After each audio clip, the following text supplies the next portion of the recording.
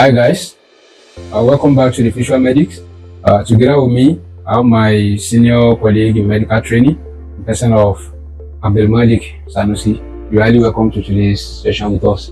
Thank you very much for having me. It is a pleasure. It's actually an honor to have you here. Thank you for honoring our invitation. Today, I would like us to discuss about a particular topic that is very essential into the public health. So it is very essential because there are a lot of myths and misconceptions about the topic. It is about the sickle cell syndrome in particular. Sickle cell syndrome. So can you briefly introduce what sickle cell syndrome actually is all about? All right. Well, thank you very much once again. And again, it is a pleasure for having me. The topic is actually quite a very interesting one, just as you said. And at the same time, it is important for us as healthcare personnel to preach the gospel of what sickle cell is all about. So not to branch into, other unnecessary, endeavors. Let us just go straight into the topic. So I'll start by a way of introducing what is sickle cell disease. So sickle cell disease simply refers to a kind of inherited disease or inherited disorder, which has to do basically with a normal red blood cell being inherited as an abnormal red blood cell. In what sense? A normal red blood cell is meant to be flexible and round. However, in this disease condition, it becomes sickle. And this prompts such individual who inherits such red blood cell to pain, to debilitating diseases among others, and which could overall affect the quality of life and the lifespan of the individual. Wow, that's so interesting. So what you just discussed now, you talk about sickle cell disease. So what about sickle cell traits? All right. So just as every human being, every individual requires two individuals coming together to give birth to a baby. Exactly. So that is to say that you pick a trace from the father, then you pick a trace from the mother. So an individual picking a trait that is defective, that is the sickle cell trait, like we've explained, from either of the parents, and a normal trait from either of the parents, this will end up giving such individual a genetic makeup that has an abnormal sickle cell and a normal cell. So most of these individuals are genetically typed AS. Permit me to say that the normal conformation is AA, genotype AA. Okay. The S is the sickling hemoglobin, sickling red blood cell. So such individual is called a carrier. That is to say, an individual that inherits a good genotype as well as a defective genotype. So they are called AS. Most of them generally will live a long and asymptomatic life. Wow. So which means when this is someone has ES, it means that person is a carrier and has sickle cell traits. Exactly. Not sickle cell disease. Exactly. Okay. So before we can call someone a sickle cell, a sickler, or someone that has a sickle cell disease, so they possess which type of hemoglobin? I don't, for the sake of our viewers, I wouldn't want to go too deep into the medical sciences part of it. So just to make it easy, the S is the defective genotype. So an individual who is from a father that has the S trait and a mother that has the S trait. So chances of about 25% is that such individual or such child will have the defective traits from both parents, which will end up in SS. So these SS, as we popularly call them in our society, they happen to be about 20 to 25 million of the worldwide population. Wow. So among these, half of them are found in sub-Saharan Africa, predominantly in Nigeria and the Republic of Congo. There is financial wreck on the part of the family, which means there is always in and out hospital, stay. Wow. So, like you asked, what are the causes or what are the major things? One among it is lack of proper awareness, because every individual needs to do at least either of these tests before you get married. One is the genotype test, as of this case, among which are hepatitis test, HIV test, So the genotype test in this point is just to show the compatibility status. So what are the right compatibility status that we have? Anybody that has AA, it should be considered the golden people. Okay. This is because they can get married to anyone, so literally anyone. But you see, the carriers, like we said, those with sickle cell traits, so those ones have limited number of individuals to pick from. So, like I said now, the major cause is one, lack of awareness, which that is why we are making this video. Exactly. It is disheartening that most of these children that you're seeing out there are quite brilliant, are quite gifted, but unfortunately, due to poor management, poor nutrition, exposures to precipitants that could give them complications, these children die prematurely. So the major thing, the major concern of the high spike in the cases we have in sub-Saharan Africa and India is basically because of lack of awareness. Wow. Wow. Yes, we can say lack of awareness, but me, I will go more with negligence. Yes, most of our people are negligent, honestly, because most of them they will say, "Yeah, I love my man, I love my this thing." Because of genotype, we cannot. You understand? Exactly. Despite the fact that there are a lot of awareness out there, some of the people are still negligent, though the awareness are not quite much like that, and that's one of the reasons we're having this type of interaction. And yeah, thank you so much for that. So, when they say someone is a sickler, based on your own experience, you have done a series of clinical rotation. How do sickler used to present, like their clinical features, their clinical presentation? All right, thank you very much for that question. Thank you, sir. You see, like you said, most of these diseases you find out there, they do not read our textbooks. So what happens is that out of 10 sicklers, so to say, possibly 6 of them might actually come down with so many of these diseases, and the rest of them might just come down with just 1 or 2 particular diseases. Okay. So we can as well say that the diseases are like on a spectrum. However, speaking of the general features, since there won't be sufficient oxygen to flow through their body as a result of the sickling red blood cells, so they tend to present with anemic symptoms. And when the red blood cells are broken down very easily, there is release of bilirubin, causing their eyes to become yellowish. And that is termed jaundice in the medical term. Among other things include fatigue, weakness, and even in children, you can as well pick a sickle cell disease child who has a stunted growth. Their puberty is also delayed, among others. So these are like the general features. But to scale it down even more specifically, the features can be systemic, including the bones, where what is even common to them is a vascular necrosis, where there is insufficient blood supply to the bones, causing total replacement of the bones at the joints. Also, there could also be autosplenectomy, where the spleen starts breaking down on its own. And there could be retinopathy because the blood is not getting the eye is not getting enough oxygen. So this, among others, could be the complications of the general features generally of insufficiency. Okay. Wow. Thank you so much for that. In this sickle cell disease, there are a lot of, even in sickle cell disease, the sickle cell trait, there are a lot of myths and misconceptions, just like you have said before. So a lot of people used to believe that, okay, once you are a sickler, you cannot live long. Your staying in life is not much. How true is that? Some people used to believe that once you are a carrier, you may later develop sickle cell disease. Is that possible? Thank you very much for that question. I would answer that from a personal point of view. Okay.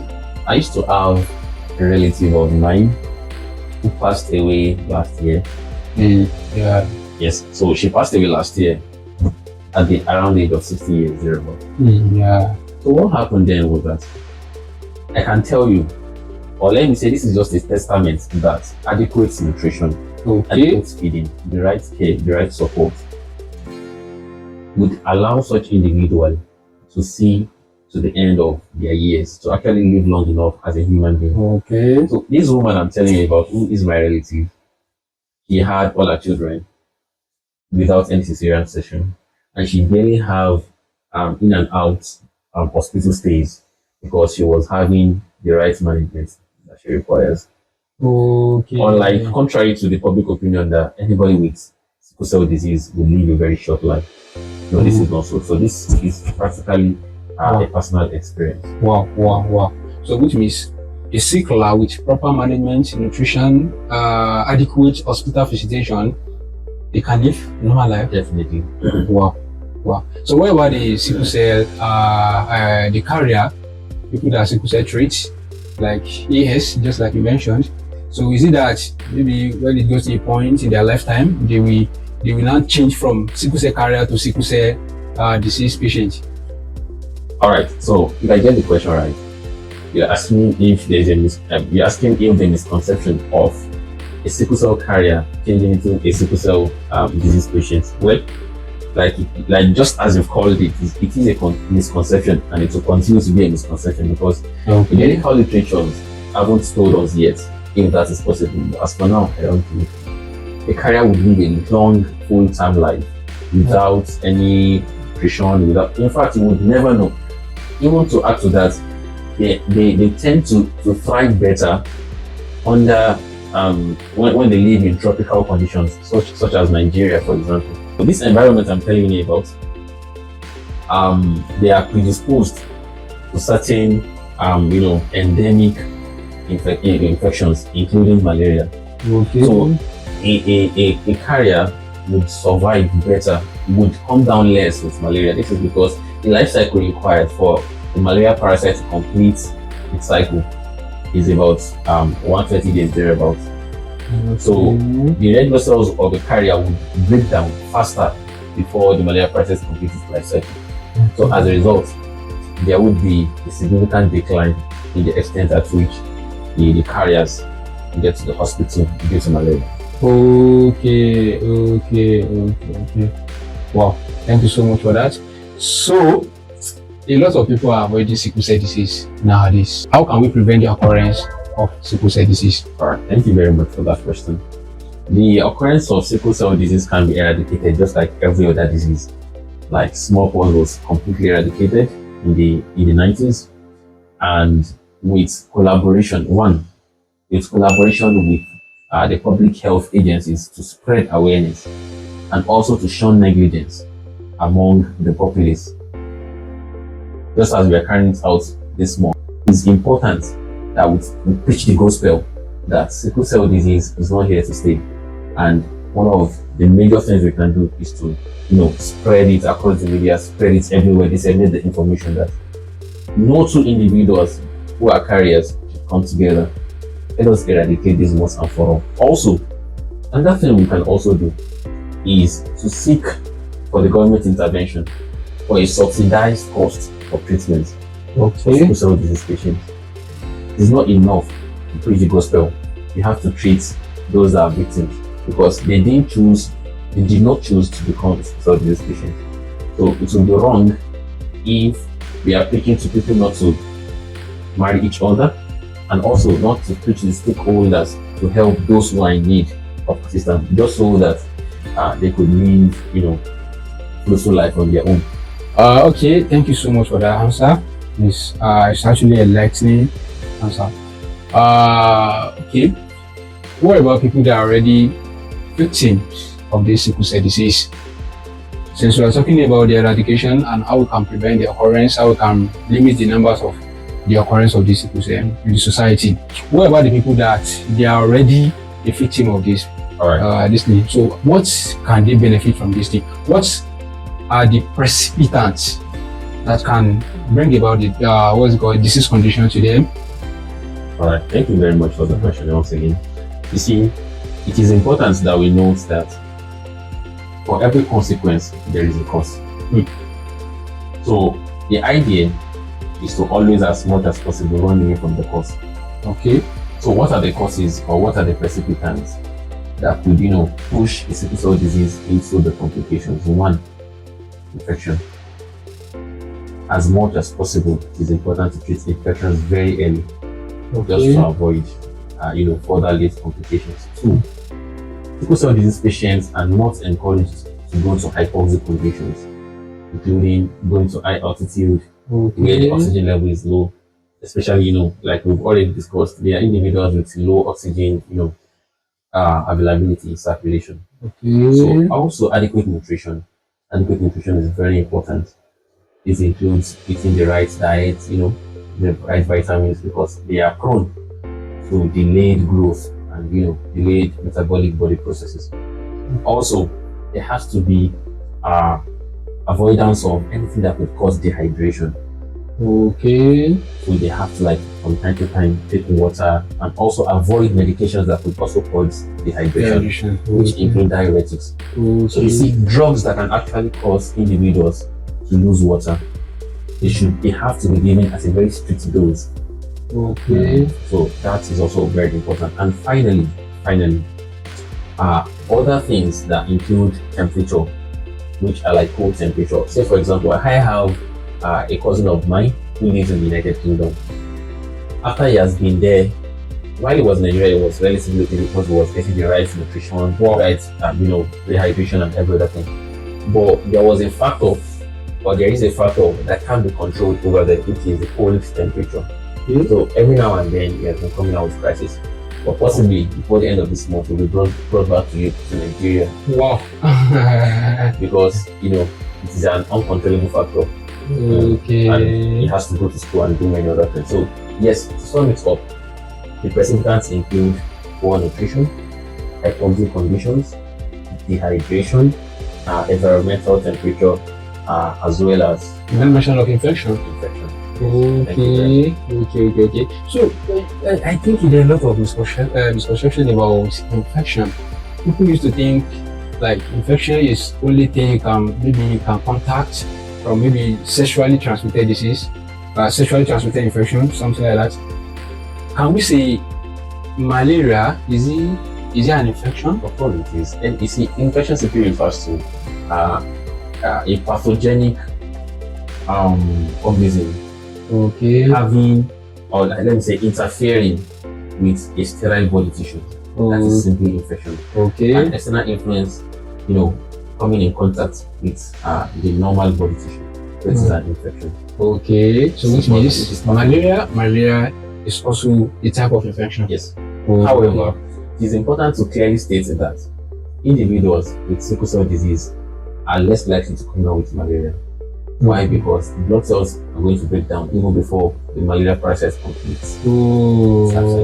Okay. Yeah, thank you so much for that.